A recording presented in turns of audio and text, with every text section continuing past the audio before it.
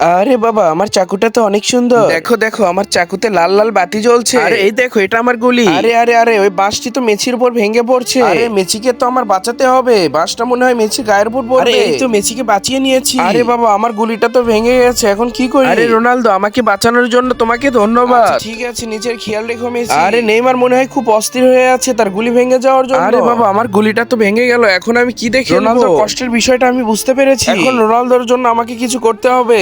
এই যে রোনালদোকে আমি নতুন একটি গুলি উপহার দেব, তাহলে রোনালদো অনেক খুশি হয়ে যাবে। এই দুইটি গুলি দিলে রোনালদো অনেক খুশি হয়ে যাবে। এই রোনালদো, দাঁড়াও একটু।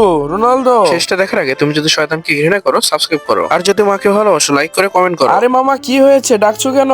এখন থেকে এই গুলিগুলো শুধু তোমার। বাঁচাতে গিয়ে তোমার গুলি ভেঙে গেছে, তাই এই গুলি তোমাকে উপহার দিলাম। আরে বাবা, তাই নাকি? এই গুলি এখন থেকে আমার। ধন্যবাদ তোমাকে মামা। আরে এই গুলিতে তো আমি এখন অনেক খেলবো। লাল আর সাদা দুইটা গুলি এখন থেকে আমার। ইয়ে, হুররে।